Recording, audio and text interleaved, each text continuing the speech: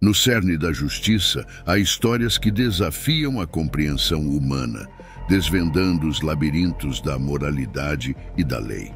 Neste documentário, mergulharemos nas vidas de mulheres corajosas que enfrentaram os tribunais, desafiando convenções, expectativas e até mesmo o próprio destino. Entre os relatos mais pungentes, testemunharemos mães que, em um momento de desespero inimaginável, cometeram o impensável e como reagem diante da sentença de prisão perpétua. No epicentro desse abismo está Christel Candelário, uma mãe cujas escolhas a levaram ao limite do inimaginável. Bem-vindos a um mundo onde a realidade é mais aterradora do que qualquer pesadelo. Bem-vindos a Mulheres Além do Limite, Retratos do Desespero. Essa é Christel Candelário, uma mãe que deixou sua filha de 1 ano e 4 meses sozinha em casa para sair de férias. E ao retornar, infelizmente, encontrou sua filha sem vida. Este caso é verdadeiramente perturbador e ocorreu em 2023.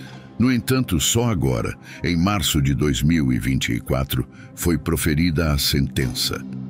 Vamos examinar em detalhes como esse trágico incidente ocorreu, como tudo foi descoberto e, por fim, qual foi a sentença determinada.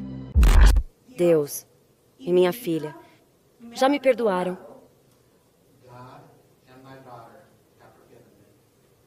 Tudo isso aconteceu no estado de Ohio, nos Estados Unidos, onde vivia Christel Candelário, uma mulher de 32 anos de idade.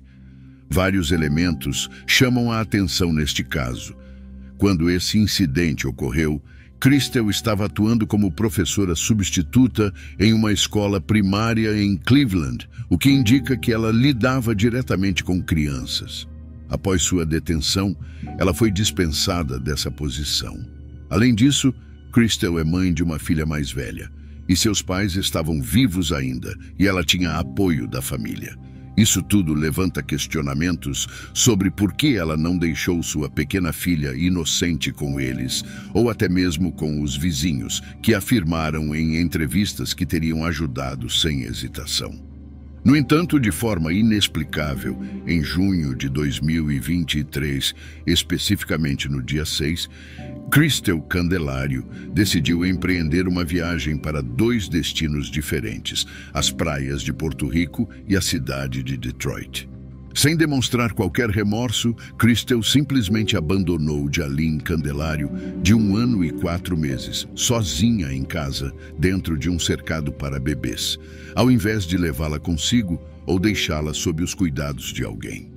Em seguida, partiu para a viagem, sem avisar ninguém. Até o momento, a polícia não divulgou o paradeiro da filha mais velha quando a mãe partiu. Entretanto, foi informado que a filha mais velha não estava presente na mesma residência naquele momento. 10 dias após sua partida, Christel postou uma foto sorridente em uma rede social, desfrutando de uma das praias que visitou em Porto Rico. Enquanto isso, Jalyn permanecia sozinha em casa. Durante esse período, além da foto na praia, Christel compartilhou outras imagens, incluindo uma visita a um parque temático de Star Wars, novamente exibindo um largo sorriso, enquanto sua filha estava em tal situação. Em vez disso, vejo fotos suas na praia, enquanto seu filho estava comendo suas próprias fezes e tentando sobreviver. Fotos significam algo. E estou bem ciente da saúde mental, mas não parece que você estava muito preocupado com seu filho. Quando retornou da viagem, em 16 de junho, Christel encontrou sua filha inconsciente no cercadinho. A situação era preocupante. A criança estava suja. Imediatamente, Christel ligou para o 911, o número de emergência, relatando que a filha não estava respirando. Os paramédicos foram enviados para a casa, mas infelizmente, ao chegarem, encontraram Jalyn sem vida. Apesar dos esforços, não conseguiram salvá-la. No dia seguinte, em 17 de junho de 2023, Christel foi presa. Os paramédicos deram seu relato sobre a cena que encontraram ao entrar na casa, descrevendo um cenário indescritível. Esses relatos foram usados posteriormente como evidência contra ela no tribunal. A autópsia confirmou que a causa da morte foi fome e desidratação severa. Diante das evidências apresentadas pela polícia e pelos paramédicos, não restavam dúvidas. Crystal abandonou sua filha em uma clara demonstração de negligência. Em fevereiro de 2024, Crystal fez um acordo com a justiça americana. Ao se declarar culpada de homicídio, algumas acusações foram retiradas. A sentença final foi marcada para 18 de março. Você cometeu o ato final de traição, deixando seu bebê aterrorizado, sozinho, desprotegido, para sofrer o que ouvi ser a morte mais horrível imaginável. Sem comida, sem água, sem proteção e deitado em suas próprias fezes. Esta vela te lembra da responsabilidade e da possibilidade da paternidade. Você já tem um filho, você cria outra criança, e testemunhei aqui diante de mim seus pais que te mostraram amor, respeito e educação, e vieram aqui para te ajudar, para advogar por você mais do que você já fez pelo seu próprio filho. As evidências que testemunhei diante deste tribunal mostram que, desta vez, você simplesmente optou por não estar aqui porque queria se divertir. Você decidiu que precisava de férias. E o que se seguiu foi uma depravação absoluta. Enquanto isso, a polícia conversou com vizinhos e os pais dela para obter mais informações. Ainda há perplexidade entre todos, especialmente os avós da criança, sobre os motivos que levaram ela a cometer esse ato terrível. No dia 18 de março de 2024, Crystal enfrentou o juiz. A defesa tentou argumentar que ela estava recebendo tratamento para problemas mentais. No entanto, isso não impediu sua condenação à prisão perpétua, sem possibilidade de liberdade condicional. O juiz fez uma declaração contundente no final do julgamento, comparando sua falta de cuidado com a filha ao fato de que ela também não teria direito à liberdade fora da cela. Ele ressaltou que na prisão ela receberia água e comida, algo que ela não providenciou para sua filha. Ela também teve a oportunidade de se pronunciar, expressando arrependimento e dizendo que rezava todos os dias por perdão, tanto dos pais quanto das pessoas afetadas pelo que fez. No entanto, agora ela enfrentará o resto de sua vida atrás das grades. Você deixou seu bebê, Jay, preso em um cercadinho sem comida e água por 10 dias.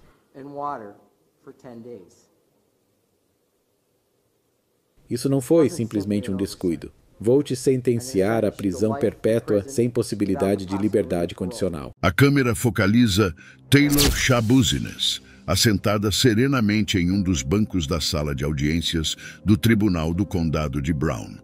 Ali, Taylor aguarda sua sentença pelo hediondo assassinato de Chad Theon em 23 de fevereiro de 2022. Ela não apenas ceifou a vida de Theon, mas também desmembrando seu corpo e cometendo atos de violência sexual contra ele. Prepare-se para adentrar na vida de Taylor, outrora uma mulher comum, agora imersa em uma trama sombria e complexa que desafia os limites da depravação humana. Na fria noite de fevereiro de 2022, a pacata cidade de Green Bay, Wisconsin, foi abalada por um crime chocante que deixou a comunidade atônita. No centro desse conto sinistro estava Taylor Shabuzines, uma mulher enigmática com um passado obscuro. Taylor, uma jovem de 25 anos, havia vivenciado um relacionamento tumultuado com Chad Theon, um jovem de 24 anos. Seu relacionamento era um caldeirão de toxicidade, misturando abuso de drogas e violência. Naquela fatídica noite de 21 de fevereiro, o casal se encontrava no porão da casa materna de Theon, onde decidiram se aventurar no perigoso universo da metanfetamina. Acompanhados por um amigo, dirigiram-se a um apartamento. Ela relatou que ela e Theon também experimentaram trazodona por via injetável no apartamento. Depois da partida do amigo, retornaram à casa da mãe de Theon, aproveitando o momento de ausência dela e de seu namorado. No porão, começaram seus encontros íntimos.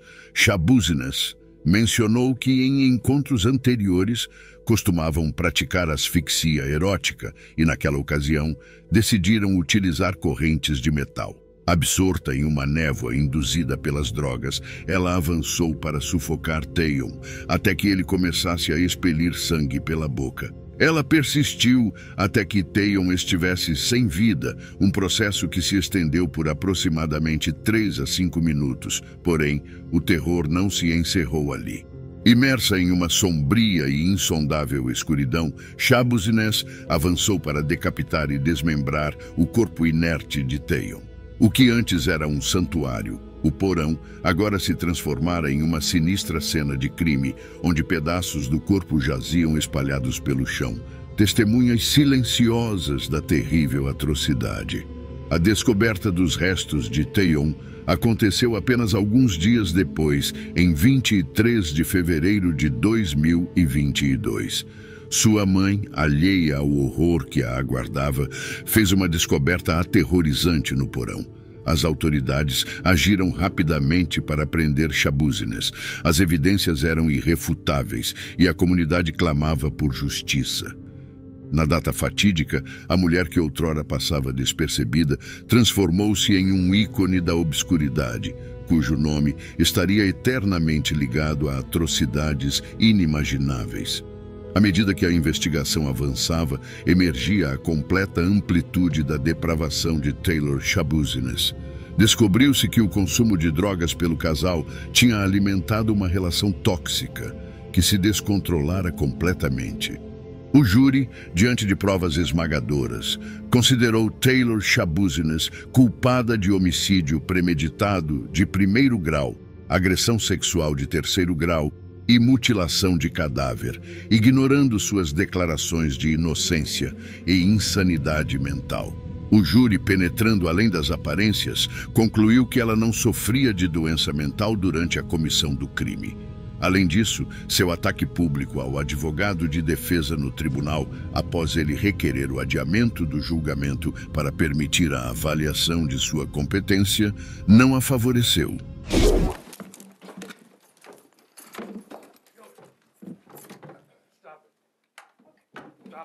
A audiência de sentença foi um momento solene. O juiz Thomas Walsh, do Tribunal do Condado de Brown, começou reconhecendo a extrema gravidade do crime cometido por ela.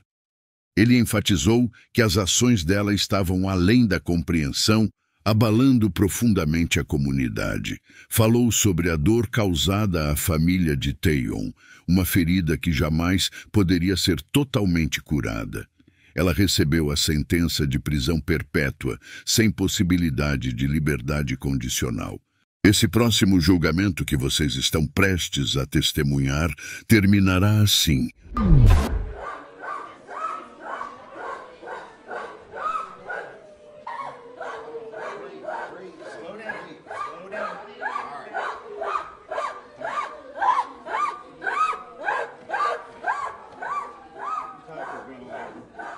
Latrice Cunningham e Erica May Butts compareceram ao tribunal por causa do terrível assassinato de Serenity Richardson, uma criança de 3 anos, em novembro de 2009.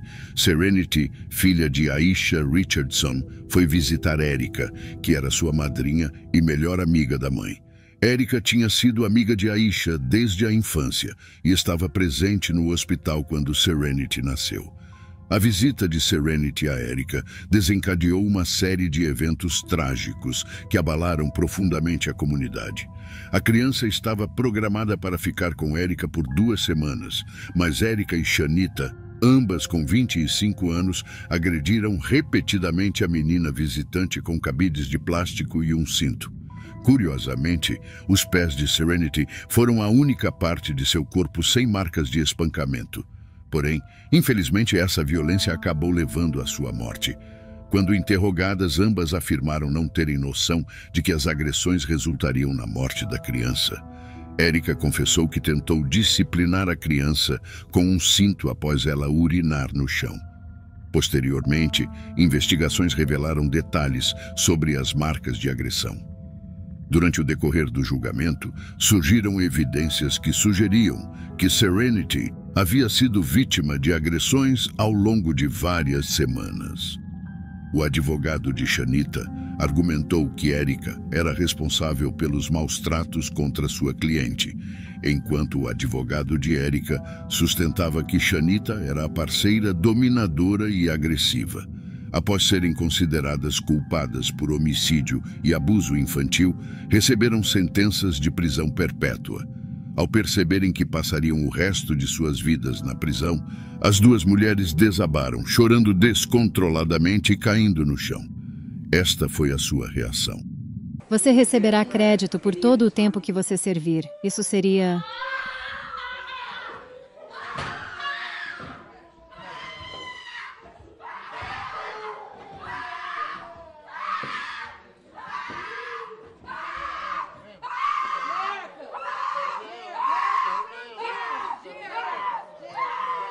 Por fim, foram ajudadas a se levantar do chão e conduzidas para fora da sala do tribunal em cadeiras de rodas.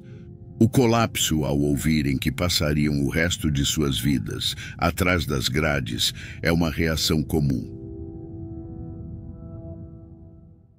A história de Plunkett já é bastante extraordinária. Ela é uma advogada experiente em defesa criminal e direitos civis que administra seu próprio escritório em Las Vegas, Nevada. Acostumada a estar do outro lado do tribunal, defendendo clientes e lutando por seus direitos, é irônico vê-la agora no banco dos réus. Plunkett enfrenta acusações de 2 crimes de conspiração para possuir ilegalmente um telefone celular por um prisioneiro e 12 acusações de posse de um telefone celular por um prisioneiro. Isso vem após uma série de eventos. Surpreendentemente, ela foi flagrada entregando seu celular a um cliente enquanto o visitava na prisão do condado 2 anos atrás. E o cliente em questão, Andrew Aravalo, é nada menos que o namorado de Alexis Plunkett. Certamente, não são as escolhas de um advogado que inspiram confiança. As acusações de posse de celular são sérias e podem resultar em até 1 ano de prisão para Plunkett. O comportamento de Plunkett e sua falta de discernimento sobre o assunto têm sido surpreendentes e estão prestes a se agravar ainda mais no tribunal. Isso ficará evidente quando o oficial investigador prestar depoimento e testemunhar sobre o seguinte. Após a polícia confiscar o celular de Plunkett, descobriu-se mensagens de texto que ela enviou para um grupo de 6 outros advogados, nas quais alegava ter ordenado um ataque contra Andrew Aravalo. Plunkett concluiu a mensagem com as palavras "Delete this", seguidas por um emoji sorridente. Quando um dos outros advogados a confrontou e disse para ela não fazer piadas sobre esse assunto, Plunkett respondeu afirmando que não estava brincando. Ela justificou suas ações, alegando que Aravalo a havia ameaçado de morte, então ela queria se defender agindo primeiro. O juiz Michael Villani questiona o seguimento dessa justificativa. O oficial abordou as mensagens antes de expressar sua própria opinião sobre o assunto, que, como era de se esperar, não foi nada descontraída. Plunkett, isso é bizarro. Não há nada a dizer. Apesar da acusação solicitar que Plunkett seja mantida sob custódia, ela é liberada sob fiança. Seguindo o seu histórico de decisões questionáveis, não demora muito para que ela se veja de volta ao tribunal, desta vez acusada de intimidar uma das testemunhas em seu caso. A acusação surge após Plunkett fazer uma postagem nas redes sociais chamando uma possível testemunha de delator. Mais uma vez, a acusação pede que sua fiança seja revogada, relembrando ao juiz o teor das mensagens de texto anteriormente descobertas. No desfecho, Plunkett chega a um acordo com a promotoria, se declarando culpada de um crime de posse de dispositivo de telecomunicações por um prisioneiro. Como parte do acordo, as acusações de intimidação a uma testemunha são retiradas. Plunkett é condenada a 3 anos de liberdade condicional e é proibida de praticar advocacia por 5 anos. Posteriormente, a Suprema Corte de Nevada revoga permanentemente a licença de Plunkett. Alexis Plunkett enfrentou as consequências graves de ter fornecido um telefone ao seu namorado na prisão. O julgamento está firme, está avançando. Se você tiver algum recurso, apresente agora. Isso não será adiado. Agora, adentramos o Tribunal do Condado de Whitley, onde Shannon Fox Hamlin protagoniza uma aparição marcante. Esteja preparado para se envolver enquanto desvendamos os detalhes impactantes do crime de Shannon, sua presença teatral no tribunal e a reviravolta surpreendente que deixou a todos perplexos. Desde seus desentendimentos com funcionários de lojas até o episódio viral registrado em vídeo, a trajetória de Shannon serve como um alerta contundente sobre as repercussões da raiva descontrolada e do comportamento arrogante. O histórico de Shannon Fox Hamlin é marcado pelo acúmulo de incidentes que lhe conferiram a alcunha infame de Karen Furiosa, notória por seu temperamento explosivo e confrontos frequentes. Shannon era conhecida por semear tumulto onde quer que passasse. No dia 20 de fevereiro de 2017, por volta das 2 horas, Shannon Fox Hamlin, de 42 anos, residente de Rockholds, compareceu ao Tribunal do Condado de Whitley perante o juiz Paul Winchester para uma audiência de revogação de fiança.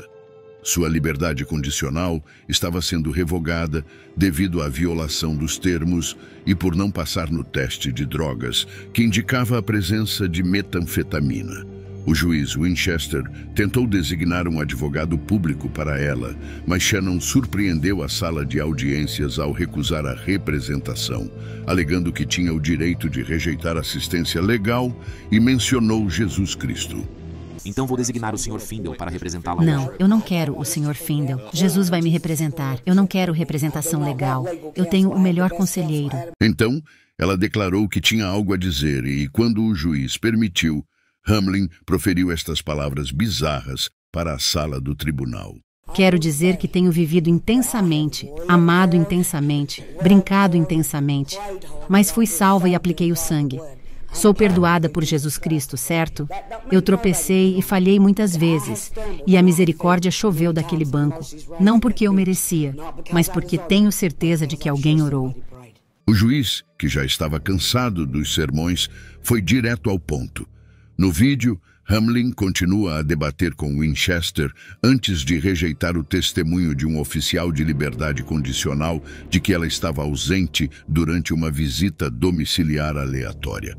Ela também contestou os resultados de um teste de drogas que supostamente falhou em dezembro, sugerindo que o teste poderia ter sido manipulado, afirmando que foi salva pelo sangue. Ela persistiu em negar o uso de drogas, apesar das evidências irrefutáveis de que as havia consumido. Shannon Fox Hamlin continuou a discutir com o juiz, que não teve escolha senão manter a decisão de revogar sua fiança. Ele ordenou que Bass a retirasse da sala do tribunal e a levasse sob custódia, e foi aí que a situação saiu do controle. O oficial de segurança do tribunal, David Angel, tentou intervir, mas ela se recusou a cooperar. O chefe de segurança do tribunal, Brian Kirby, e Bass Ed Traven responderam para ajudar. Hamlin demonstrou uma grande hostilidade e desafiou os policiais a dispararem contra ela antes de ser levada de volta à prisão. Ela precisou ser removida à força da sala do tribunal pelos 3 homens e seus gritos ecoavam enquanto era conduzida para uma área de detenção. Após o fechamento da porta da sala do tribunal, Hamlin persistiu em resistir e foi necessário contê-la no chão para algemá-la. Mesmo assim, ela continuou a lutar, chegando a chutar um dos policiais e causar ferimentos devido à sua agressividade. Foi solicitada a assistência da polícia de Williamsburg para transportá-la para a prisão. Ela resistiu aos esforços para colocá-la na viatura e posteriormente solicitou uma avaliação médica. Hamlin foi detida e enfrentou novas acusações por desrespeito ao tribunal. Além disso, foi acusada de agressão de 2º grau a um policial, resistência à prisão, comportamento desordeiro de 2º grau e intoxicação pública. Como resultado, foi condenada a 8 anos de prisão. Conheça Kirsten Lobato. Ela foi injustamente encarcerada por 16 anos por um crime que não cometeu. Quando tinha 18 anos, foi acusada do terrível assassinato de um homem sem teto em Las Vegas. Inicialmente, ela recebeu uma condenação por assassinato de 1º grau, mas após um novo julgamento, foi considerada culpada por homicídio culposo e recebeu uma sentença de 13 anos de prisão. Após 16 anos de encarceramento, uma nova audiência foi realizada, apresentando evidências que comprovaram que no dia da morte da vítima, Lobato estava a uma distância de 3 metros, com um álibi incontestável. A família de Lobato provou que ela não poderia ter cometido esses crimes. Esta é Lobato do lado de fora pela primeira vez como uma mulher livre. Estou empolgada, sabe? Estou tendo um recomeço totalmente novo. Eu me sinto empolgada, me sinto grata. Estou tão feliz. Lobato iniciou uma ação judicial contra o Departamento de Polícia de Las Vegas e seu pedido de compensação está em andamento. Não estou pedindo a ninguém que apenas acredite em mim. Olhe para as evidências, leia os documentos, veja o que realmente está lá e então forme uma opinião. A pessoa em questão, Elizabeth Scalona, de 23 anos, foi detida por cometer atos de violência contra sua filha de 2 anos, Jocelyn Cedillo. Os incidentes ocorreram durante um episódio de punição em relação a problemas relacionados ao treinamento para usar o penico. As informações apresentadas em tribunal indicaram que Elizabeth agrediu a criança com um sapato e um cinto, além de forçá-la a ficar com as mãos coladas na parede. Como resultado desses ataques, Jocelyn entrou em estado de coma por vários dias. Apesar da gravidade da situação, a criança sobreviveu. No entanto, devido à extensão das agressões infligidas por Elizabeth, que quase levaram à morte de sua filha, ela foi acusada de causar lesões corporais graves de 1º grau à criança. Durante o julgamento, Elizabeth demonstrou remorso, chegando às lágrimas ao ser questionada sobre os ferimentos que causou em Jocelyn. Ela admitiu que apenas um indivíduo monstruoso seria capaz de infligir tais danos. Investigações posteriores revelaram que Elizabeth tinha um histórico de abuso infantil, além de ser uma mãe abusiva e usuária de substâncias ilícitas. Apesar das alegações de Elizabeth de ter sido vítima de abuso sexual durante a infância, o juiz distrital Mitchell não se sensibilizou com seus argumentos e a considerou culpada das acusações contra ela. Ao ouvir sua sentença, Elizabeth reagiu com lágrimas, enquanto sua mãe demonstrou uma emoção ainda mais intensa, chorando e gritando em angústia por sua filha. A sentença proferida determinou que Elizabeth poderia ser elegível para a liberdade condicional após 30 anos. Atualmente, as crianças estão sob os cuidados de sua avó, incluindo Jocelyn. Alison Lane Martin está prestes a ser sentenciada. Esta mulher de 23 anos está enfrentando um julgamento que chocou a comunidade no condado de Allegan, sudoeste do estado. Ela é acusada de assassinar brutalmente seu ex-namorado e depois queimar seu corpo. Fique ligado enquanto exploramos os fatos inacreditáveis que cercam este caso e testemunhamos a incredulidade da Karen envolvida. Tudo começou em um dia fatídico de novembro de 2009, na tranquila cidade de Casco Township, localizada no sudoeste do condado de Alagon. A comunidade foi abalada por uma descoberta horrenda que desvendaria uma teia de engano e tragédia. Em 14 de novembro de 2009, as autoridades receberam uma ligação angustiante relatando um veículo queimado em uma área remota, perto do município. Respondendo à chamada, as autoridades chegaram à cena para encontrar um veículo carbonizado, emitindo um brilho sinistro na escuridão. Mas o que descobriram a seguir enviaria ondas de choque pela comunidade. Perto do veículo, encontraram o corpo queimado e sem vida de Brandon Silverite, de 25 anos. A investigação inicial revelou que Silverite estava em um relacionamento com Alison Lane Martin, uma mulher de 23 anos, que logo se tornaria a principal suspeita de seu assassinato. A ligação entre a vítima e a acusada adicionou uma camada arrepiante ao caso já chocante. Conforme a investigação avançava, as autoridades descobriram uma série de eventos perturbadores que levaram à morte prematura de Silverite. Ficou revelado que Martin e seu coacusado, Justin Andrew Terpstra, teriam conspirado juntos para cometer o assassinato. O motivo por trás do crime permaneceu um mistério, mas as evidências começaram a desenhar um quadro sombrio. Investigadores meticulosamente vasculharam a cena do crime, coletando peças cruciais de evidências que mais tarde desempenhariam um papel fundamental no julgamento. Dias após a descoberta do corpo de Silverite, o examinador médico determinou sua morte como homicídio, confirmando os piores temores da comunidade. Conforme a investigação avançava, o foco se voltou para Alison Lane Martin e Justin Andrew Terpstra. Ambos foram acusados de assassinato e conspiração para cometer assassinato, crimes que acarretam pena de prisão perpétua.